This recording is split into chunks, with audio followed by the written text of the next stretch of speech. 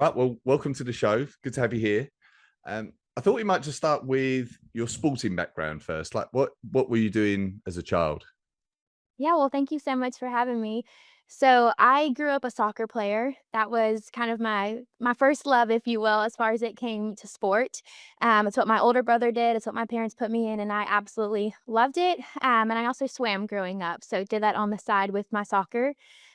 Ultimately, though, I wanted to pursue soccer in college, so I ended up getting pretty competitive in that throughout high school. And towards the end of high school, though, I was good at soccer, but my main asset on the field was that I could run. I wasn't necessarily the speediest, but I could just have pretty strong endurance to run all day, and so, ultimately, that's when I made the shift to track and, committed to run track and cross country in college. So, just a little Okay. bit about my background up to that point.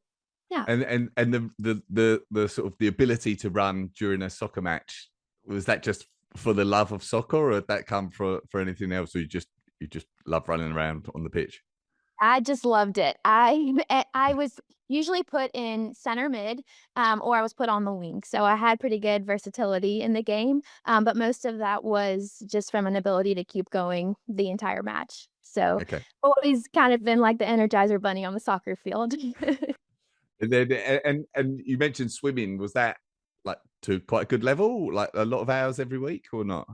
Not really. It was more so something to kinda help me stay in shape for soccer, and just a good thing that taught me discipline, I think, at a young age to jump in the pool early in the morning throughout the summer and even in the winter months as well, so, but I only did that up until I was probably around 12 or 13, so, Okay. never got super competitive with it. Okay. And then you said you went to college and you were doing track in college. What sort of distances were you running there? Yeah, so, I signed to run t with the University of Texas, ultimately ended up, transferring to University of Alabama, but at both of those schools, I ran cross country, so 5K, 6K in cross, and then in track, I did anything from, like, the mile or 1,500 to the 10K. I would say the 5K was probably, like, my sweet spot in the middle of that, though. Okay. And what I might as well ask now, what's your personal best in the 5K on the track? My PR was a 16:23 on the track. Okay. All right. Nice. Nice. Did you say your family, like your brothers, were quite competitive and quite sporty growing up as well? Oh, yeah, my whole family. So, my mom ran in college, my dad's always been an athlete himself, and then my older brother went and played soccer in college. So, I kinda come from a family of athletes, was plugged in at a young age, which I'm super thankful for. Okay, nice. So you've actually only raced twice in HYROX to date, two pro races. Is it a 105 and a 101 you've done, Yep, which you is got it. pretty amazing for just two races. So did you is has the transition just been from like you really running track in college and then like staying into the running and then eventually just discovered HYROX? Kind of, there was definitely a large break in between. I had a lot of injuries through college and kind of ultimately ended up kinda ending my college career. So, took a break from it and just honestly got into group fitness because I knew I wanted that kinda team approach to just being in the gym, having community surrounding me as I push myself in a different way, than what I had in college, and so that kind of led me to dabble into, like, HIIT and CrossFit, ultimately where I met my husband too. But, I've also had 2 babies over the last couple of years or 3 years, so because of those things, I wasn't necessarily training at a super elite level. I was just wanting to stay fit. And so HYROX was something I kind of jumped in last second, honestly, for my first race in Atlanta. And after that one, I was like, okay, that was really fun. I think this is something I want to do now.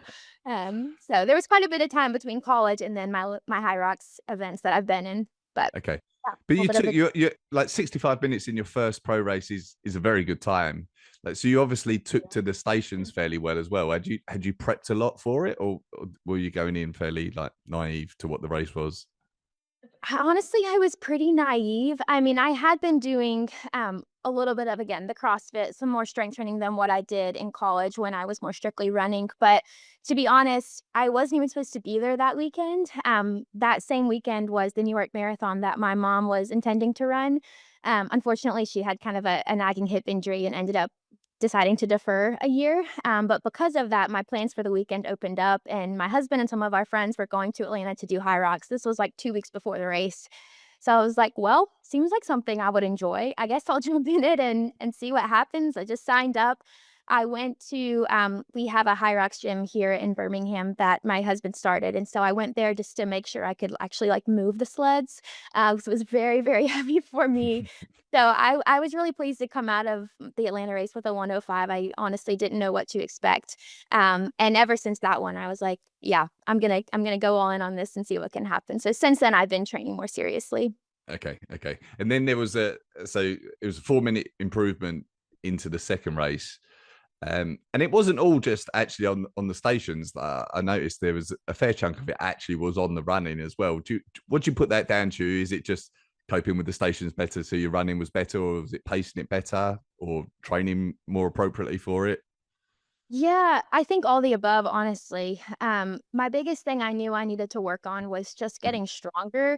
I'd had a good solid of, base of running for a lot of my life, and then have dabbled in some marathons here and there after college as well. So I figured that if I just got stronger, that would help with some of the speed work that would be needed to run a fast high rocks time. And then, of course, the stations as well. So we focused a lot on, yeah, just pure strength training, explosiveness, and then, a few threshold style workouts in the week. But I'm pretty low mileage. I'm pretty low training compared to a lot of the elites that I've heard. So it's been fun, but yeah, that's pretty much what we worked on, just getting stronger and allowing that to hopefully get me faster. So it's been cool to see the change. What is your like weekly mileage and hours that you're putting into the training? Yeah, this is probably gonna sound laughable compared to most of the training out there. I'm probably putting in around 7 or 8 hours of training a week right now. Okay. My mileage is around 20, maybe 25 miles a week. So, that's something I learned from college. I got to the point in college where I was running 70, 80 miles a week, and my body really broke down again. I had a lot of injuries, and so I think I'm taking that experience and learning from it, knowing that my body doesn't necessarily thrive on that high level of volume. And then just realistically in my day-to-day, I'm a wife, mom to 2 kids, and run my own business, so the time in the day to train is kinda limited, but I wanna really maximize the time that I do have, and so my coach and friend that I've been working with is really helpful to get the absolute most that we can out of that, hour and a half of the day to train. So far it's been working well, so we'll see Yeah. where we go Yeah. from here. You're right. It is less than a lot of people say, but Linda Meyer at the end of the day, the world champion, I think she said she'd done 8.5 hours a week. Um, and I think sometimes it probably is, and many people have done too much work as well in HYROX as well. So getting that balance right is important. Would you do more if you could, if you weren't a mum and you didn't have a business to run, would you do more, or do you think that's actually probably optimal for you anyway? Maybe a little bit more. I'm truly someone who I love the grind. I love, the idea of doubles and really diving deep into it. But again, I've done that in the past and it led to injury and a little bit of burnout. So I really want to protect that side. And if that means doing a little bit less, then I'm okay with that as long as I feel fresh when I toe the line to race. So it was in Vegas recently. You finished second overall with the 61 minutes. Like, and we're recording relatively soon after that. Have you come away thinking like there's any obvious time savings that you can make to that time? Any mistakes you made, or any like real opportunity, low hanging fruit opportunities for Yeah. time saving? I think the biggest thing that for me is my wall balls. I got there and I missed my first rep. Just fell out of my hands and I was like, "Oh, this is not good." But I trained wall balls a good and felt pretty comfortable with it. So honestly, even though I had to break that up into like I think it was 5 or 6 sets, I had like 8 no reps. So it was definitely sloppy, but I also took it as a sign that I gave it everything I can, even if that meant like I was totally exhausted when I got to the wall balls. Yeah. So I like to that definitely like shoulder strength that comes into that I need to work on. And I think just lower body strength as a whole. I think I could still get a good bit faster on both of my sleds, push and pull, and then also the lunges. So hopefully that gives me some good space to improve. Okay. Okay.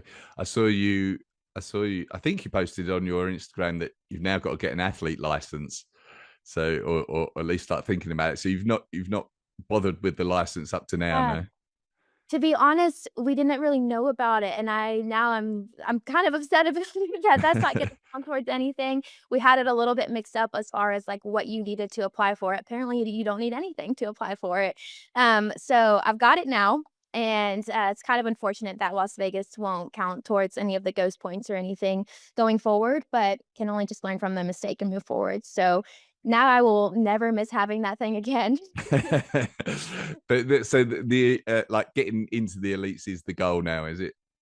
Yeah, yeah. After the 105 in Atlanta, I was like, maybe one day. And so I didn't really necessarily expect to hit a 101 in Las Vegas, but now that I've hit it, it feels like it's in reach, which is crazy for me to say out loud. But really have my eyes set on that Elite 15 now. So I'm Okay. excited. And do you think with the new, like obviously you've only raced twice, and I know it's relatively early days, but you've only raced twice. But with the new qualifying system for next year, it's going to be like best of 5 races really that you need to do it for. But so you can see that you would do at least 5 races in the season to be able to get that, yeah. Yeah, I'm starting to understand it more. I'm like, okay, now I really need to learn all the ins and outs of this thing.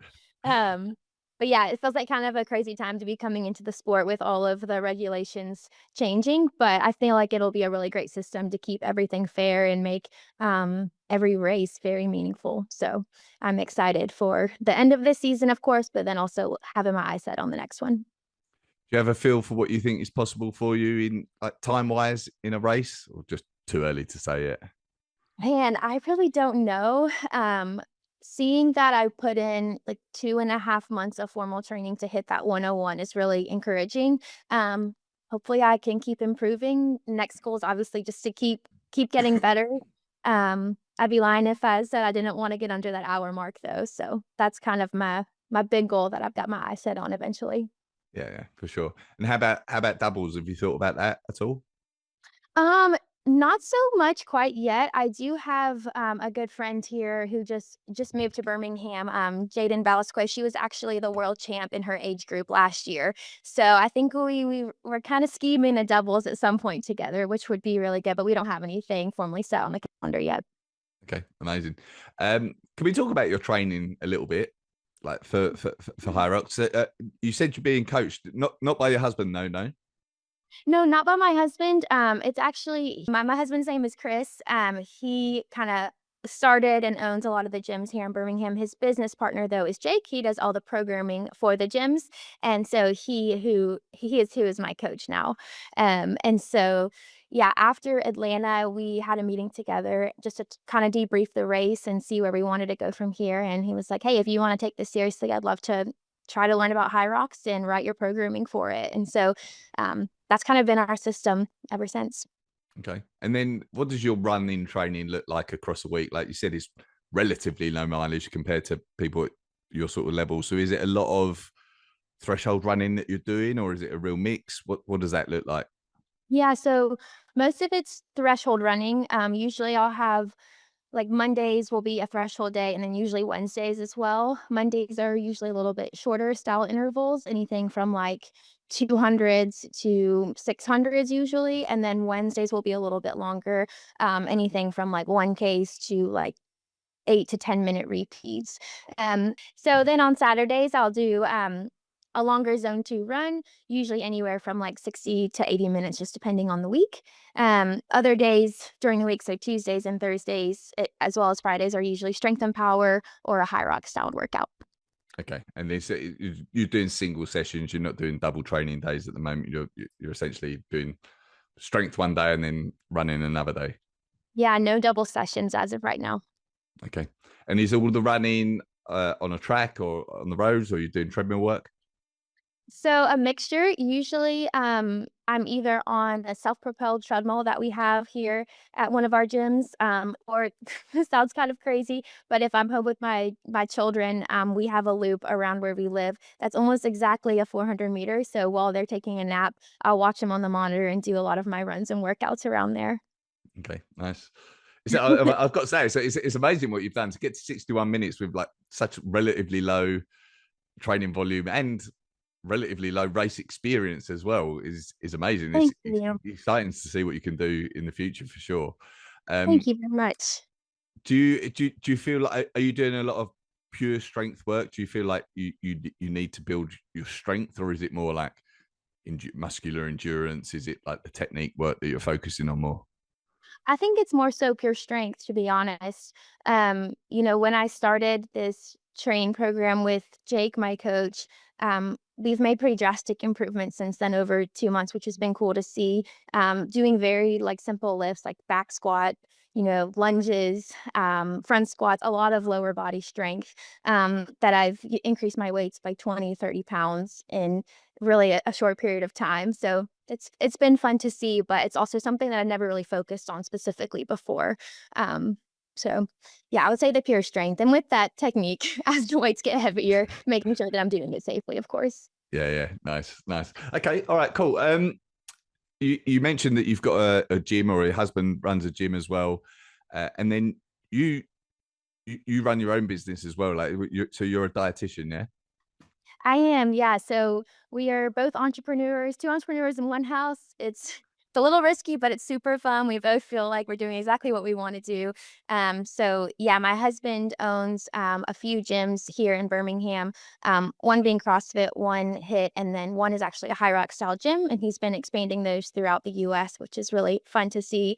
And then I own a nutrition private practice called RX Nutrition that I started about a little over 2 years ago now. So. Okay. And what made you get into that sort of work? Yeah, so I really fell in love with just fueling the body for performance when I was in college. Definitely struggled a little bit with, like the under eating, some of the myths that come with if you're lighter, you're faster, and how that impacted just the way I fueled my body. And I think that that really spurred on this interest to want to pursue it, help anyone struggling with disordered eating like I walked through. So that's when I ultimately decided to study nutrition. I went on to do my master's in grad school, and then I also received my doctoral degree after that too. Just because I wanted to open up a private practice that was very holistically minded for individuals, where we talk a lot about nutrition and diet, but we also talk as much about that as we do all these other areas to their life. So physical activity, sleep, stress management, just really making sure that we are encompassing everything from this holistic standpoint. So that's kind of how I got into it and why I had this passion to start my practice. And so, yeah, it's been really fun. I mostly care for like women's health as the overarching umbrella for the clientele that we see, but then we have a few pockets that we work in with individuals. So, sports nutrition being obviously a huge passion of mine, but then we also work with disordered eating, as well as gut health. Okay, all right, amazing. Um, you mentioned like you maybe got some history with under eating and things in the past. Like, how do you think about um well, weight, like managing someone's weight for HYROX? Are you thinking, I need to lose weight, I need to put on weight? Is weight not important? Is like fueling the body more important? How do you think about that for this sport?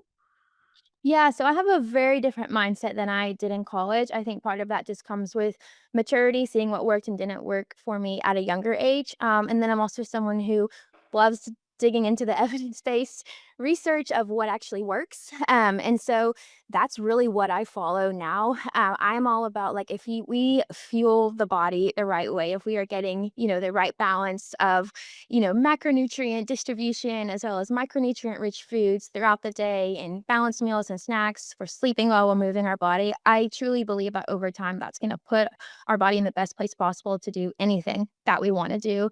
Now, of course, when we think of like an elite level athlete, really fine tuning all those nitty gritty details, that's, you know, going to have a strong emphasis on timing of those carbs, timing of hydration, making sure you're getting that protein in to recover. So we can get more in the nitty gritty of things there. But I really believe that as you do all those things, your weight's going to go right where it needs to be, just from the training that you're doing, from the way that you're fueling your body.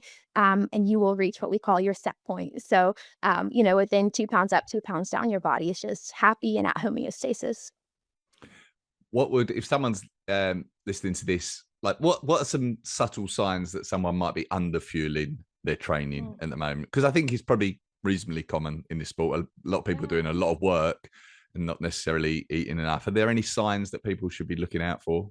Yeah, I would say the number one sign would be like an inability to recover appropriately, like feeling like you're going into the next training session, feeling run down, and seeing that consistently. I think 1 or 2 days is one thing. There could be some other factors, but if you're seeing that over time, it's definitely a sign that something might be off, whether it's under eating or if that's led to some kind of deficiency that we need to check for through lab work. But also, especially for women, which since that's predominantly the area that I work with, not seeing your menstrual cycle is a really big sign that, you could be under fueling, having that low energy availability.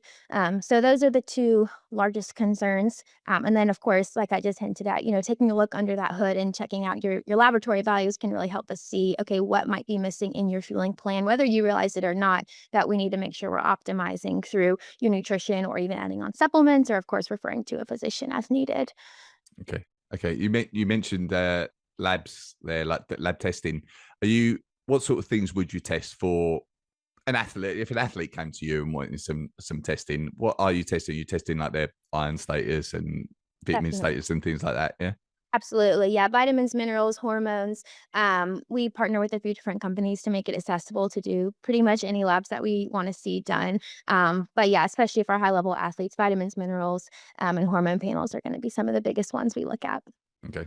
And what's your thoughts on fasted training? I mean, I speak to a lot of people that at least when if they've come to me, they've trained fasted, or if they're training in the morning. What are your thoughts around that?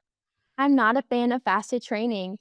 Yeah, I think the research is really clear that carbohydrates are our primary fuel source when it comes to especially like this kind of training with HYROX. And if we can get it in our system, it's only going to help. I understand, like you said, if people are training super early in the morning, it can be hard to get something in our system. So I would advise, if you're really adamant about not having anything before that workout, then have a snack before you go to bed that also has some protein in it to hold you over through the night until that training session. But ideally, we are getting that carbohydrate source in before our morning workout or whenever we're doing that in the day. Yeah. Uh, I know you said about like you touched on supplements, like if the lab test showed that there's a supplement requirement, for example. But are there any general supplements that you would recommend for people doing HYROX? Like, what do you feel like the most important supplements for people? Yeah. Obviously, this depends and certainly takes an individualized approach, but I would say the most common supplements I tend to recommend for high rocks athletes or just, individuals looking to improve their fitness as a whole would be creatine. I think that it is, for most individuals, really safe and effective, and the research is super clear on that for, building up lean muscle mass, breaking down that body fat over time, but also for cognitive health performance. It's been really cool to see the research coming out on that. And then I would also say collagen, but that one's kind of similar to like taking a protein powder. So obviously that's going to be a wonderful supplement as well. I feel like those go hand in hand. Just to get that little bit of additional protein in. But the collagen specifically can help with tendon and ligament health, which is going to be really great for all the stress we're putting on our joints and everything with high rocks. So um, those would be my main ones. I think there's a few others that I could list off that could be beneficial. Multivitamin won't hurt usually, just to make sure you're getting a high quality one. Omega 3s can be a good idea as well. But then from there, I would say it really does take that individualized approach and looking at the labs to see what's important for that individual. Yeah. What about fueling during a race? Are you taking on a gel or anything during the race? I am. So I am all about the carb load. I'm all about carbs 48 hours leading into the race. I'm about carbs during the race. I do it all. Again, I think it's something that I've just read and seemed to be effective for me. And I've also come off marathons where I've been very intentional about carbohydrate loading and taking gels. So my gut's really used to it. So it's no problem for me during the race. I will take one. Well, I'll take one right before the race begins, and then I'll take another one, after the birthday station on the next run is when I've been taking it. So, Okay. 2 gel. Okay. Yeah. And that's two gels that I should point out as well for someone that's doing 61 minutes. So I guess people are doing, 90 minutes, 120 minutes, there's potentially even more of a need for gels for them people as well, would you say? Yeah, that's right. So general rule of thumb is, depending on what you can tolerate, anywhere from, like, 30 to 60 grams of carbs per hour. So the longer you go, the more fuel you need. Okay. Yeah. I think I read, I might be wrong here, that you did your research into mental health and nutrition. Were there some like high level findings there, or anything that people should look out for from that perspective? Yeah, so that research was on female college athletes and just the importance of an interdisciplinary approach to really care for them. That's something in my experience as a college athlete that I had at one school, a very different experience than the next. And I found that it was really valuable to have, the MD caring for you, the RD, the PT, everybody on one team, really making sure that we are not just caring about the athlete for an athlete, but also as a whole human. And so that really spurred that passion to do that research. And one of the big findings that we found was, nutrition does play a huge role in our mental health, from hormone stability to just energy balance, blood sugar balance, making sure that we are fueling our bodies for athletics, but also just life. And mental health has a huge, huge piece to that. The specific components of nutrition that we found to be really important to make sure we're getting enough of are vitamin D, as well as just healthy fats. So, like omega 3s. And that's why those tend to be something that I look for a lot in my practice and recommend. Okay, okay, interesting.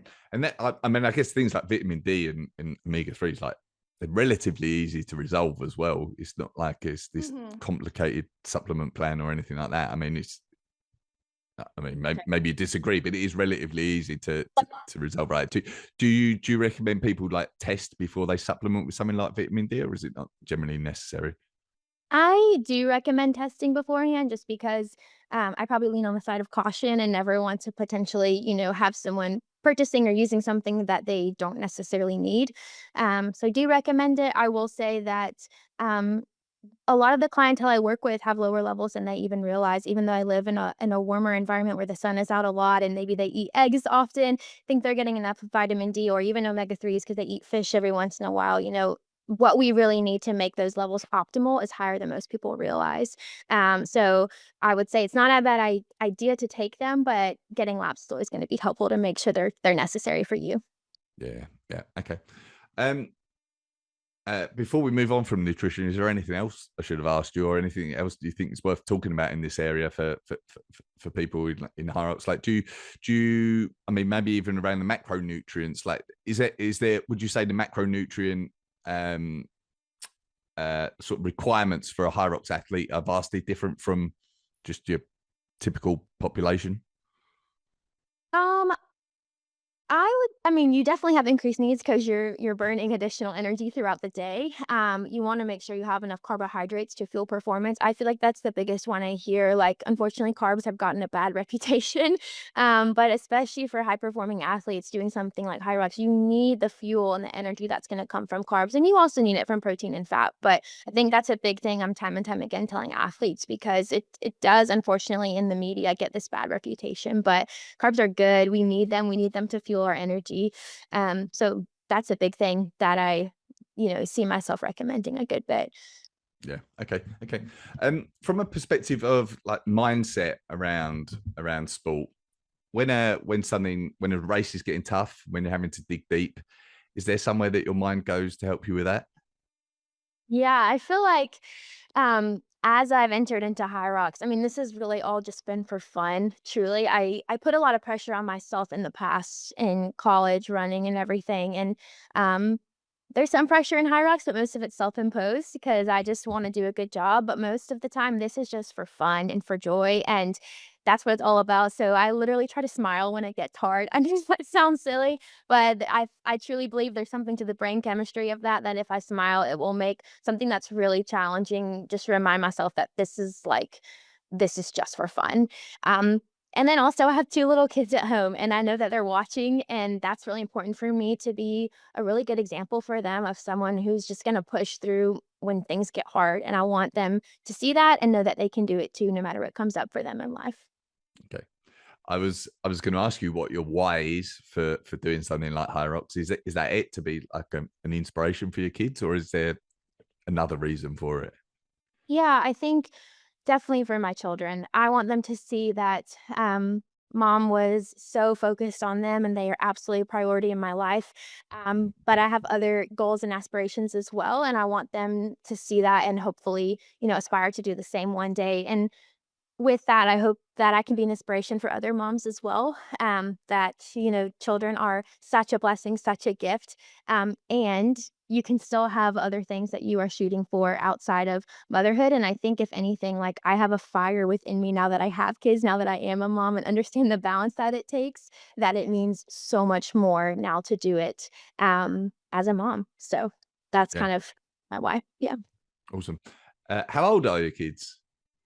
I have a 2.5-year-old boy, my son Jet, and then I have an 11-month-old daughter, Winley. She'll be 1 next week, though. So, Oh, yeah. wow. Wow. So you've Yeah, really got they're your real work cut little. out. Yes. Yeah.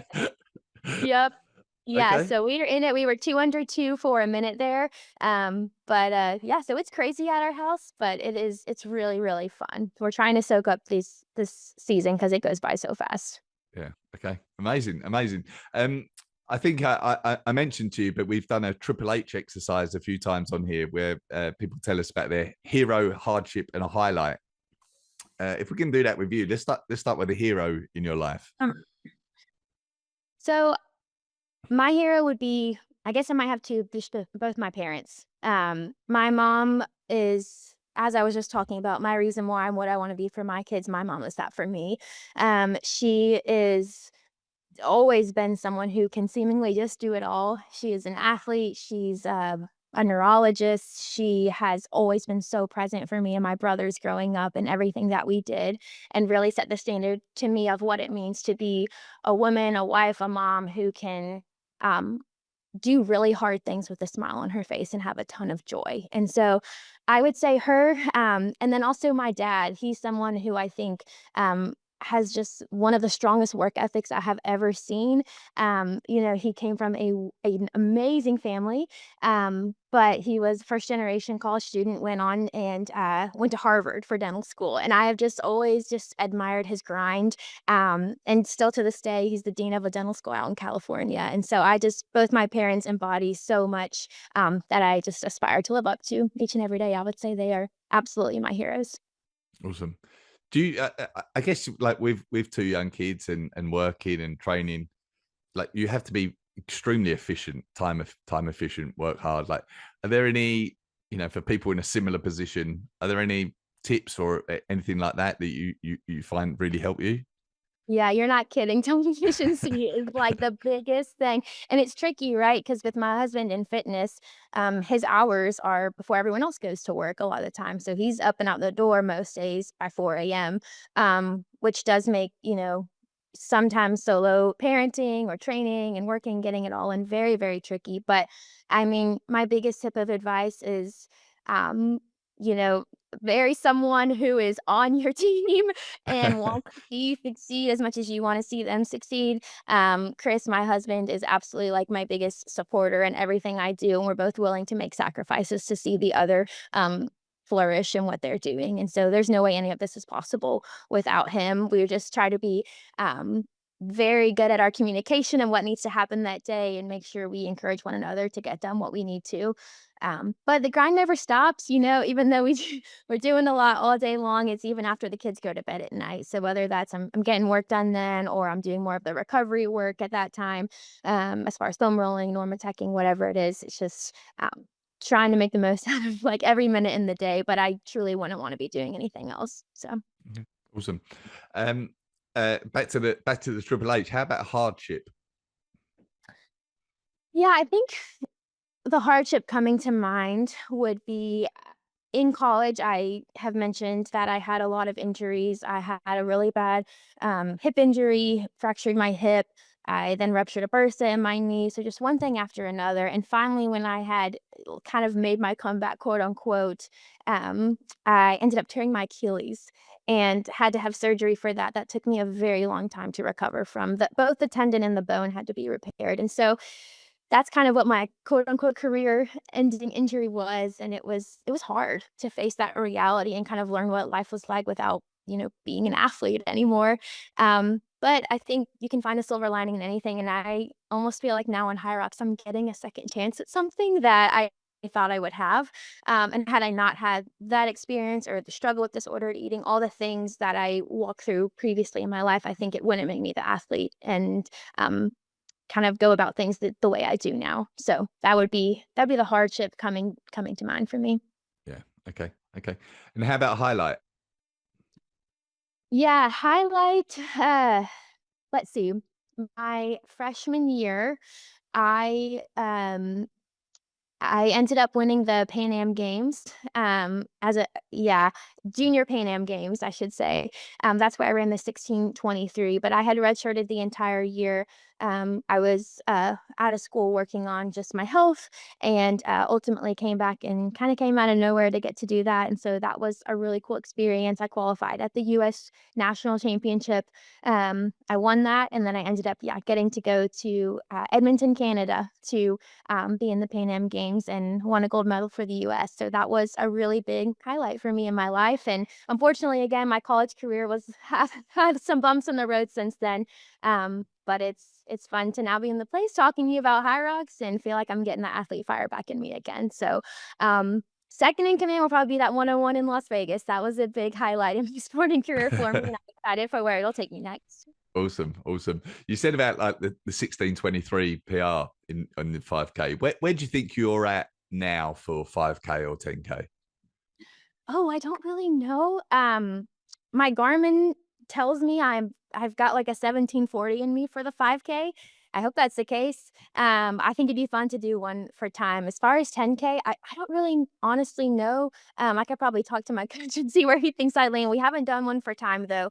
In college, I did a 33:55, so I don't think I'm quite there in the 10K, but maybe I could get close here in the next Okay. few months. All right, that's awesome, awesome. What are you running if you do your threshold runs, like whatever, a mile? What would you do that at in training? So around 5:40s is about the pace I'm hitting per mile, is about the pace I'm hitting now. Yeah. Okay, Which is not too far off what I ended up running in Las Vegas, so I was happy with that. awesome. Do you have any? I know you're being coached, but do you have any beliefs around training that you think a lot of people might disagree with? So probably that you might not have to put in as much time as you think, at least from my perspective, and maybe I'll be proved wrong and I'll end up totally changing my training plan going forward. But for right now, I think I've seen that I feel really fresh on significantly less training than most people do. So that'd be my hot take in the high rock training world. Okay, all right, all right. And what are your HYROX plans for now? So you've just done Vegas. Are you doing DC? We've got DC coming up. Yeah, I didn't sign up for it. Again, I didn't really I hoped that I would improve from Atlanta. I didn't know I would hit a 101. So now I'm trying to figure out what's next to, I don't know, try to make the Elite 15 a reality. Um, I'm signed up for Miami, so that'll be another opportunity to hopefully, now that I have my card, to rack up some points for next year. But after that 101, we're kind of now figuring out what's left in the season to see what could be possible, whether that's this season or for the next one. But for Worlds, I have qualified in my age group, 25 to 29. So I'll be excited to tackle that in June. Okay, all right, amazing. Well, it's been fantastic to speak to you. If is there anything else I should have asked, or anything you want to talk about, and then also if people want to follow you, find out more about you and everything that you're doing, where's the best place to go? Yeah, well, thank you, Greg, so much for having me. It's been a blast. If you want to follow me, you can find me on Instagram. It's just at Rachael Wade _. And then I also have linked to my practice RX nutrition on there. We have a separate account too. So those would be the best places to keep up with me. And yeah, I appreciate you having me on the show. All right, amazing. It's been fantastic to talk to you. I'm very excited to see what you can continue to do. Thank you so much. I appreciate it.